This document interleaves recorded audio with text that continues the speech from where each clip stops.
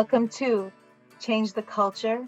The Change the Culture podcast is here to educate on the importance of empowerment self-defense, ESD, so that we could prevent and reduce interpersonal violence in our communities and around the world. Studies have shown that 1 in 3 women, 1 in 6 men, and 1 in 5 children experience interpersonal violence in their lifetime, and isolation caused by the pandemic has increased incidence of domestic violence by more than 30%. This is why we're here. My name is Annie Orenstein, and today on the show, we have Tasha Ina Church. Aloha, everyone. Aloha. Tasha Ina Church is the owner of Ellie Live Action, founder of Maui Self-Defense, the I Am Power series, and Warrior Women online training. She is an empowerment self-defense coach and the only certified instructor through ESD Global on Maui.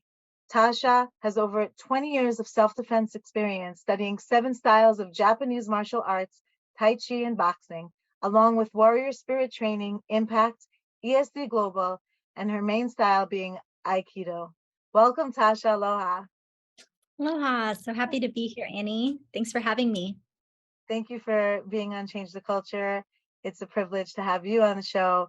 And maybe we could jump right in with a little bit about yourself, where you're from originally, and how you got to where you got to. Of course. So born and raised Washingtonian. I actually grew up on a farm. It was 6 acres with my parents, who were both teachers. And they also did martial arts. So they studied a style called Goju-ryu. And my mom actually taught self-defense in the 70s for women. So really amazing, very inspiring. Something else about them was they were some of the first people to actually get certified in nonviolent communication. And they did something called Say It Straight training. So they would talk to people about how to set very clear boundaries and how to be very assertive and be very clear. So it was all of these things that were very ESD before ESD was considered ESD. So it's really great. That's incredible that you have such great role models, and you started off being nurtured in such a way with the ability to use your voice. So that's starting off that way is an incredible privilege to have. It definitely saved my life. Yeah. Wow. So maybe you want to share a little bit about your personal story and what brought you to ESD. Of course. Yeah. So when I was 15 years old, I actually had a stalker. It was one of my family friends, best friends, and he would always call me his little sis, and he would invite me over to play video games and have food and all of those wonderful things that as a teenager you just think, yeah, Mm-hmm. I want those things. And so over time, I started realizing, gosh, this is really strange. She's showing up at different places that I'm at. He's asking me why I was at this location, but I never saw him there. It was very interesting. And so, so finally when I was actually over at his house, I fell asleep. I was in between classes. So I was doing something called Running Start. It's where you're taking college classes in high school. And so, and his apartment was really close to the college. So it was a nice place to just stop, hang out with my quote unquote brother, and just have a really good time. And so I fell asleep. I woke up and he was on top of me. And I was like, oh my God. What's happening? Wow. And I ended up telling him he needed to get off me. And I had a vase and I hit him over the head with it and I ran. Wow. And so, yeah. So after that, he kept on, he called obsessively. And then finally I ended up getting on the phone and I just said, look, you need to stay away from me. You cannot come anywhere near me. I'm walking somewhere, you see me, you walk the other way. And that took a lot of guts for me. He was 6'2", over 230 pounds, and ex-special forces in the military. Wow. And he cussed me out on the phone. Just, think of being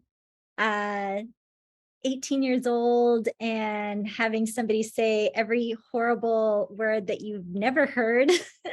Right. And um and I just listened and I waited until he was done, and I paused and I had to take a deep breath, and I just said, I don't think you heard me. Let me repeat myself. And so I said it Wow. again.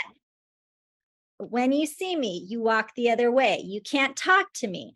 If you try to talk to me, I'm going to tell my whole family. You will lose them as your family. I'll tell my brother. You will lose him as a friend. Your life will be over. Do you understand me? And he said, I understand. I said, good. We're done. And I hung up the phone. Wow. What? And I joined a martial arts school that same week. Wow. Yeah. Wow. Pretty And did you have? terrifying. Yeah, that's hard. That's horrible to see someone that you trust switch, and you have to protect yourself and say, "Whoa." And Yeah. It was, but that's the statistics, right? 85 to 90% of people who attack you are people who you know. And so I feel like that's been this, my survivor story is dealing with, everything from domestic violence situations um, to being in situations where I've known somebody for an extremely long time and then suddenly feel like I'm in a compromised situation. Mhm. I've shared this before with you, Annie, but me being at a martial arts school and teaching, it was a very unsafe space for me. It was predominantly all men, and it was a very predatory school. Mhm. I got called the B word often. And Mhm.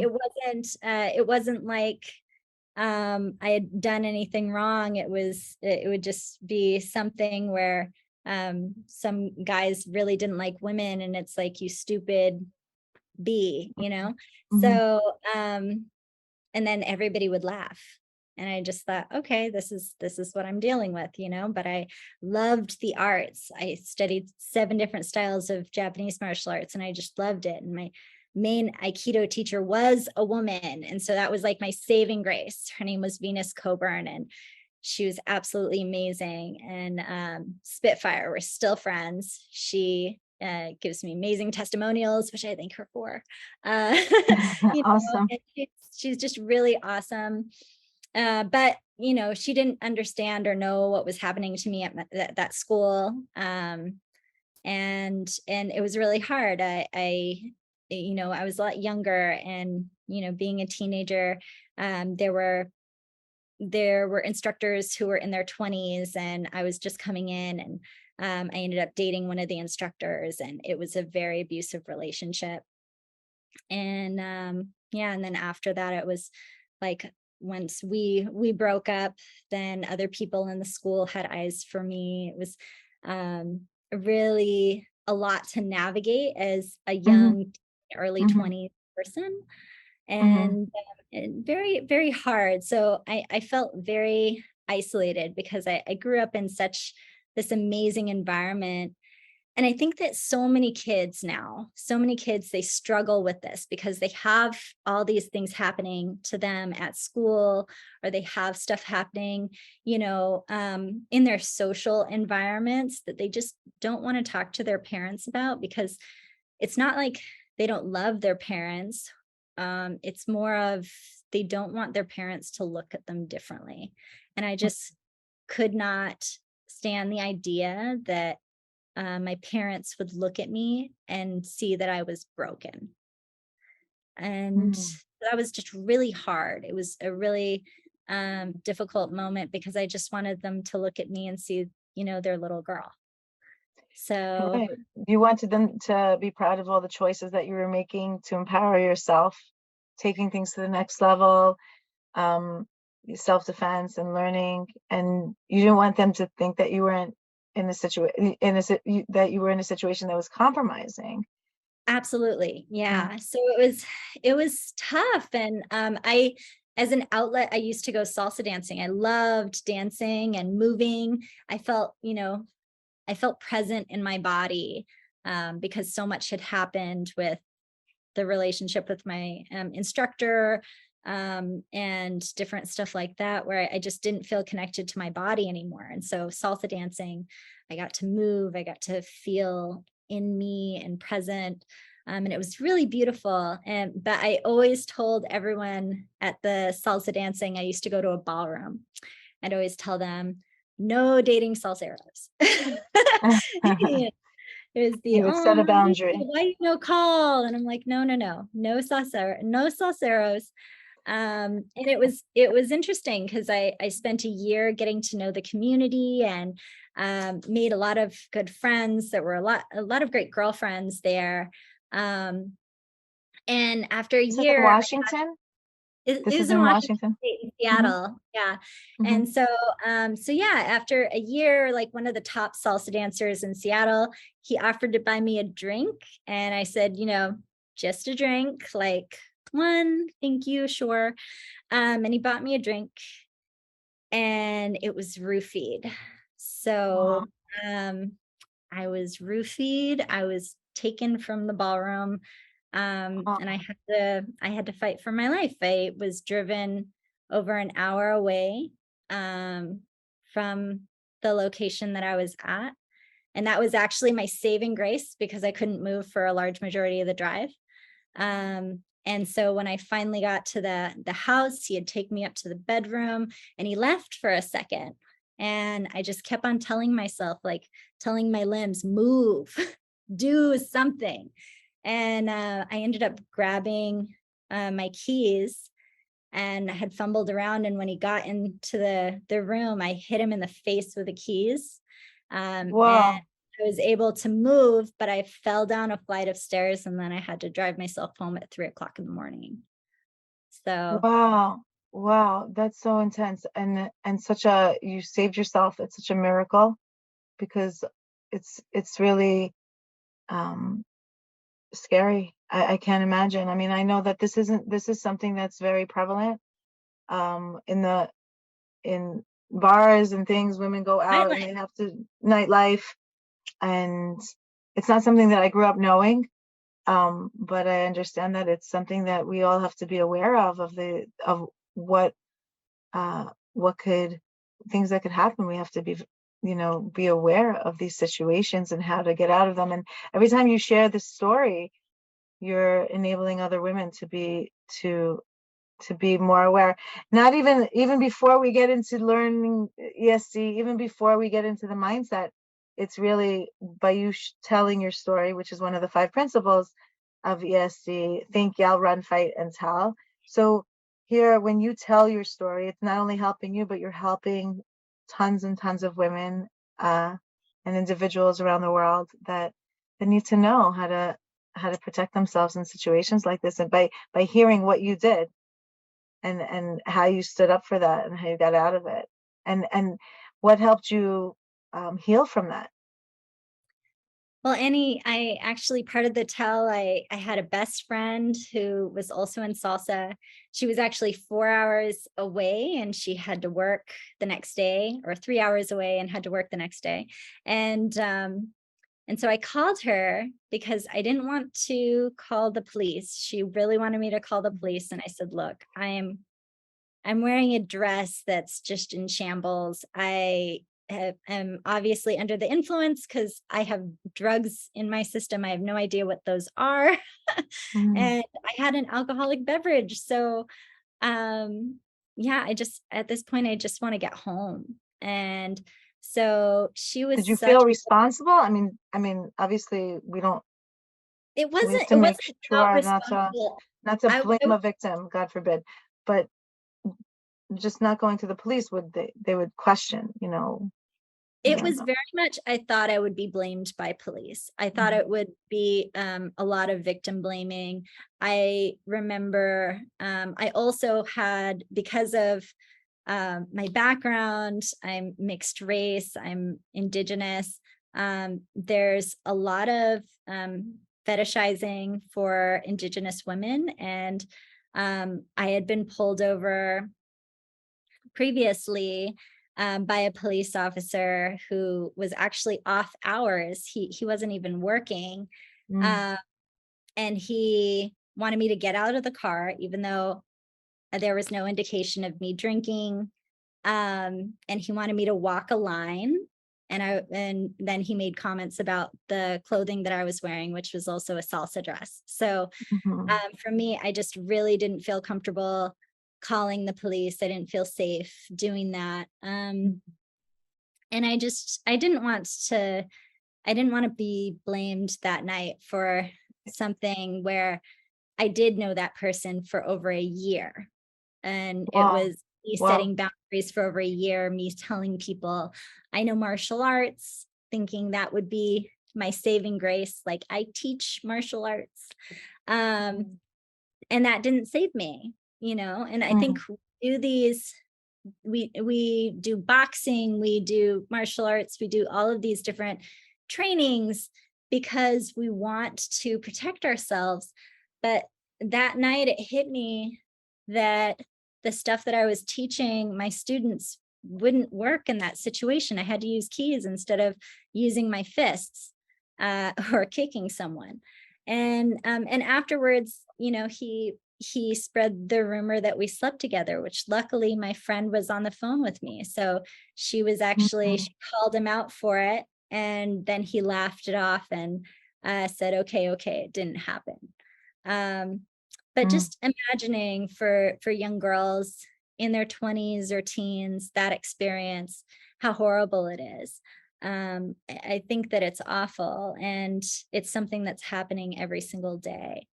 And so, I got into this work because I'm passionate about it. I also got into it because I've lived it. And I really wanted girls to feel confident. I wanted them to understand the power that they had by using their voice. And I learned that from my parents. And I wanted them to be assertive and set clear boundaries and expectations for how they wanted to be treated, because I think everybody deserves that. Absolutely. What you went through, all these situations that you went through, it fuels who you are today. It fuels what you can give to others, and the empowerment that you have, the presence that you have. It's so clear that you have so much to give, and you're saving lives by everyone that you teach. And also, I'm learning from your story is that that you trusted your instinct to go to your friend to whom you trusted, and you knew that you needed to first go to somebody that is going to take you and your story, and to believe you, and to hold you and nurture you in those vital moments, those critical moments, and not turn it on the head, which was an important choice at the time. And can you share with us what it was, how you got to Hawaii, and how things developed there? And I mean, I totally want to come visit you. Yes. Oh my gosh. I love it. I keep on inviting all the ESD people. I'm like, come. Absolutely. Take hiking to amazing places. So I mean, let's see where to start. So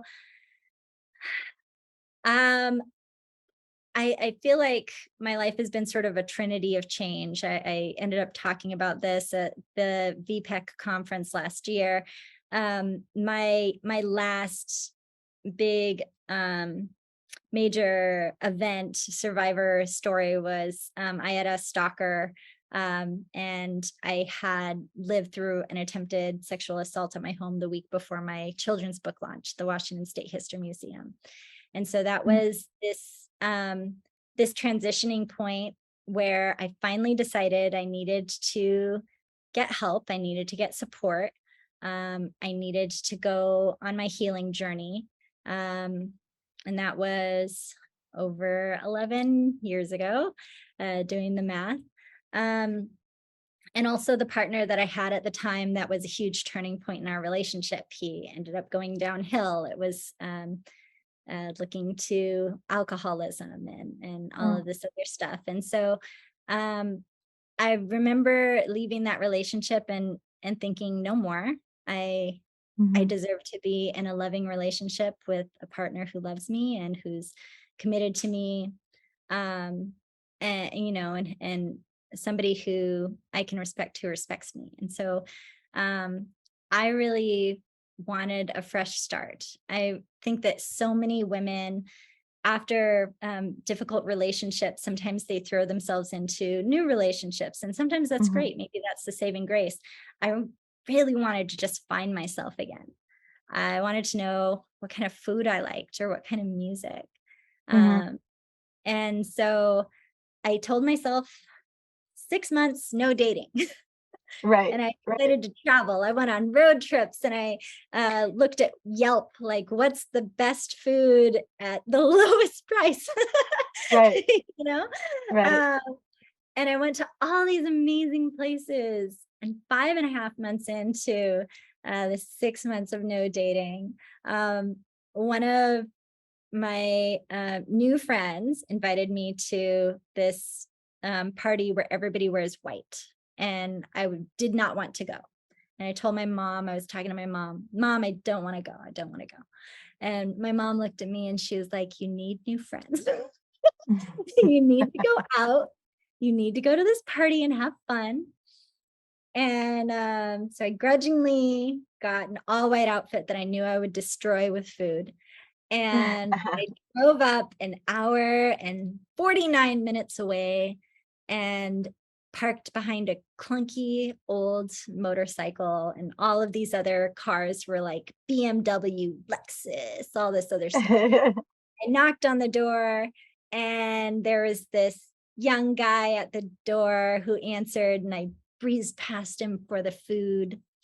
And the host was like, I had this spot saved for you. And I'm just looking over and the young guy's there and I'm thinking, oh, heck no. I don't want to sit there. I'm eating the food. I'm enjoying my time. I am single and loving it. And yep. And so finally, after 3 times of asking me in front of everyone, I decided, fine, I will sit in this chair and grudgingly glare at this person who is sitting next to me for a while. And I looked at him finally and was like, okay, they want us to meet, so you need to tell me about yourself. And he told me that day, I want to live in Hawaii and I want to be a captain of a ship. And he told me that he was in college, which I had already been to college and I felt like a grown woman. So I was like, oh, a college kid, forget you. Let's move on. And I switched hats and was like, you go follow your dreams. You go live in Hawaii and do all that fun stuff. And as we were walking towards the door, he was like, hey, I had a great time. We should do this again sometime. And I was like, yeah, next annual party that Kevin does would be great. See you next year. And he was very confident. Like, I think that it is very important to set boundaries, and when no means no, it's good. But he just looked at me and he said, I really think I need your phone number. And that was the start. A year and 3 months later, he asked me to move to Maui with him. Wow. And how do you say no to that? The first time he asked, I actually did. It was like, I have a life and I have a business outside of you. I was running my first women's empowerment self-defense business in a school. And I had my business partner and everything. And one of my friends who was older, they said, yeah, I when I was younger, I had somebody ask me to move with them to Japan. And I was like, how'd that go? And they said, I always wondered how it would turn out and I never went. And Hmm. it stuck with me and it started festering. And so 3 weeks before he was going, I looked at my business partner and I said, I got to do this. I will help you with taxes. I will do all the behind the scenes legwork, but I got to go. Hmm.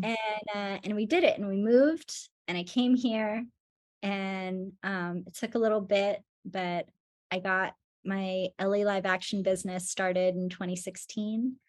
Wow. And that was the start. That was the beginning. It was one of Amazing. those throw throw spaghetti up against the wall and hope it sticks. And see what sticks. Sure. Yeah, and a million things failed, and now I get to do what I love every day full time. So it's been really great. That's really inspiring. I bless you with continued discovery and passion and success, and and your ability to share your story. And I want to hear more about Ellie Live Action. I want to hear more about who you trained with, and just your vision. Of course, yeah. So I always start at the beginning. I have this, which I wear every single day.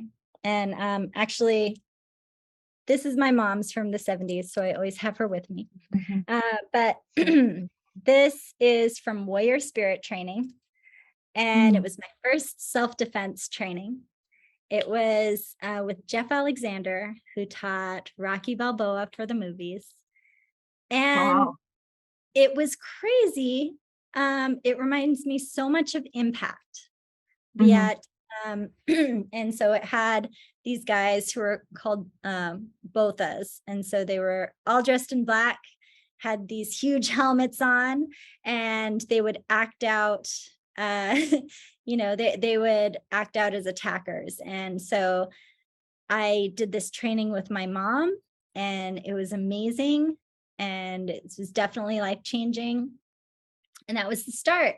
And then I had my martial arts experience of training in a dojo for 8 years. The head instructor, who was problematic, Mhm. he studied multiple styles, and I really loved all the arts, so I stuck with it for a very long time.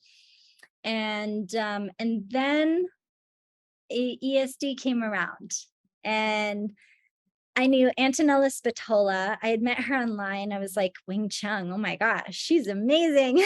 And she's in Australia. And we started talking, and we decided to put together this talk series called I Am Femme Power. And it was so cool. And then she was telling me about Empowerment Self-Defense, ESD Global, and the training that was coming up in New York. And I thought, I have to do this. Mhm. Mind you, I have the money to do this, but I have to do this. And Right. so I went to New York, and it was just the most amazing feeling in the world. It was so cool. So I got to meet my trainers, um and to this day, I think, they're some of the top trainers in the world. I got Yeah. Yeah. to work with Arlene Limas, who is the CEO of PAVE Prevention. Mhm. And my God, what a powerhouse. Yep. And then Liz Fitzgerald, who's the president of the National Women's Martial Arts Federation. And then Udit, who was there. I have my introduction with Udit was a foam noodle activity where she asked for a volunteer, and I raised my hand right away, and then she told me to hit her with the noodle, hit me with the noodle, and I just looked at her and I was like, well, okay. You want, And I if you're hit her with asking. the noodle. Yeah, so it was a wonderful experience, and very memorable in my mind. I don't know if it was wonderful for her. She's probably like, oh God, she's bringing it up again. But it made a huge impression on me, and I really loved, learning from all of these really amazing women and meeting some of the most amazing women you could possibly meet. I think that when you do an ESD training, you're coming together with women who have purpose. All of these women want to change lives in positive ways. And you get to swap stories, and you get to hear survivorship stories, and you get to have this moment where you get to just stand and witness and also cheer each other on. And who doesn't love that? So yeah, Absolutely. yeah. Absolutely. It's a sisterhood also. Yeah. And so there's that. And I did, of course, also do impact training through Impact Global. I did their training during their launch. And that was a memorable experience. I really enjoy, there were a whole bunch of different suits, but my first two suits who were in New York were Don Hart and Rudy. I don't know if you know who they are, but both of them are outstanding suits. So really, really great experience with training. And then I do Aikido, and I've done Aikido, do Aikido still, with Berkshire Hill Aikido Studio, and that's with Mary Eastland and Ron. And I don't want to butcher Ron's last name, so I'm not going to say it. But well, that's amazing. Yeah. Amazing. I'd love to hear, before we end off the show, I'd love to hear two things. First of all, maybe you could share with us some success stories from your students, whether it's through your courses that you offer, and Ali Live Action. You can share with us about what you have and what you have coming up, Of course. So I'll share. In 2018, I had a life-changing moment for me. And I had a student walk in to my door. And it was really interesting because that day, it was one of those days, and I know that there are instructors out here who have this day where they are telling themselves, give me a sign that this is what I'm supposed to do, or I'm walking away. It was one of those moments. And she walked into my life and she said, something happened to me 20 years ago. And she told me about how she was attacked at knife point and assaulted in her dorm room. Wow. And I said, well, let's unpack that. And so I spent the time with her.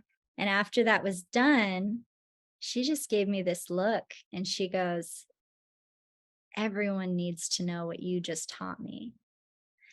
And she said, I don't tell a lot of people this, but I'm an influencer in women's health, and I do online courses for a living.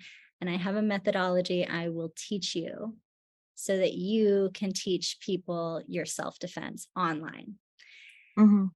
And so I created my first online self-defense course in 2018, and people thought I was nuts. Like, why do self-defense online? And then 2020 hit. So, that was the start. I've done, 4 online courses. I'm on my 5th one that's launching this week. Wow. Good luck. Yes. Thank you. Another success story that I think it, was very impactful. I have a woman, she's Sri Lankan, and the harassment laws in Sri Lanka are very different than they are in the United States. So basically it's sort of a free for all. And so she was touched inappropriately in the streets, and her mom just sort of said, don't worry about it, let it go, forget about it. And so her daughter was walking around in a grocery store here, and basically something happened. This guy was trying to touch her daughter's hair and wanted to pick her daughter up. Talked about how pretty her daughter was. I know, for a mother, oh my gosh, how scary. And so she ended up calling me that day and she said, look, I need like a 3-month intensive. We got to do this every single week. And I was like, all right, let's do it. And she was pregnant at the time. And so we kept on unpacking, kept on doing this work. Every single week, we do scenario-based learning, we do game-based learning, we did all of the, the 5 principles of self-defense. And at the end, just before she broke the board, she looked at me and she said, I did this because of my daughter, but I really did this for me. And she broke her board. And then, a couple weeks after that, she had her baby. And so it was just this beautiful moment for her. And I just loved it. I loved that I could be there for it. I love that I could support her in finding her power. And it's just life-changing when that happens. Last success story, I had a woman who was a professional model. You probably have seen her on TV, but basically she fled to Hawaii to get away from her husband and took her son. And so she ended up doing 2 months of intensive work with me. And she called me up one evening and she was in a panic, just distraught. And I was like, oh my God, what happened? Are you okay? And she told me the story and I just had to pause for a second. I said, so let me get this straight. You defended yourself, you protected your son, and your husband is now going away and you're getting a divorce. Oh my God, congratulations. This is wonderful. Wow. And suddenly it was this change. It was this switch because, when stuff happens to you, it's so scary. And there's sort of this space that you're in, and it's this survival space. You're adrenalized. But if you just switch that thought process, then instead of surviving, you're thriving. And that's really what I wanted for my students. So that was my other major success story. And as far as work right now, I have my new self-care course that's coming out this week through the Transformation Academy. Wow. It's amazing. They focus on life coaches and they pick, predominantly they pick one person per genre. So I am their empowerment, their self-defense coach, and I'm super excited. And basically, they have 700,000 clients. And wow, launching my course this week. So thank you, Transformation Academy. that's wonderful. Yeah. So if anyone wants to find out about that, they can just Google Transformation Academy. Or they could go to my website. Oh, great. Perfect. You have ACTION, and that's LALiveAction.com. And I will have actually I'll have my codes that will be there so wonderful. They can get them. Yeah. So I have that. Wonderful. And I have 2 other self-defense courses through them. And and then I'm doing intensive trainings. And next month I have my first retreat on Maui that I'm teaching with a Reiki master through the Holistic Learning Center of Maui. Wow. So very cool. Wow, that's amazing. Tasha, I'm like so inspired by you every minute. It's and your journey has been so life-changing for you and for others as well. And I bless you that continues to unfold, and that you continue to have the impact that you have had until now, and even more fold. And I know that I've been onto your site, LA Live Action. You said ELLELIVE action.com. You have tons of amazing resources on the site, your blogs, your interviews and podcasts, and you have some videos on realtor safety and runner safety, and we didn't get into all of that, but I am just, there's so much to learn, and you have amazing quotes on there as well. And I just, I feel inspired, and I think that I'm grateful that we have this Change the Culture podcast to get it out into the world, the importance of empowerment self-defense and how to use our voices and how to step up and set boundaries and having individuals like yourself on the show is just is inspirational. So I'm grateful. If you have a last minute share anything that you want to share as before I end off, I'm happy to hear. Just Annie, thank you so much for having me on. This was amazing. And, for all of those people out there thinking about taking a self-defense class, please do. For all of those people who want to become self-defense instructors and don't know how to get started, there are so many amazing self-defense coaches and empowerment self-defense companies and organizations, and definitely look them up in your neck of the woods because they are out there and they're doing amazing work in the world. Amazing. So thank you again to our listeners. Thank you to our guest, Tasha Ina Church, and from Hawaii, aloha again. And we would love to hear from our listeners of the Change of the Culture podcast. You can email me at annie.orenstein@mypower.co.il. You can pop over to the Change the Culture Facebook group and share your thoughts, questions, and of course, your success stories with us. And feel free to catch up on our latest podcast where we had on the show Judith Siddickman, the CEO of My Power, Samantha Waterman of the Association of ESC Professionals, as well as the first gold medalist in Taekwondo, Arlene Limas of Pain Prevention, and Renee Wentz from She Think Personal Safety in Belize. Those are the wonderful, inspiring women we've had on thus far, and we want you to be part of the conversation and be part of the solution. So stay tuned for the next Change the Culture podcast, where we will hear from more professionals in the field of ESC around the world. Be safe.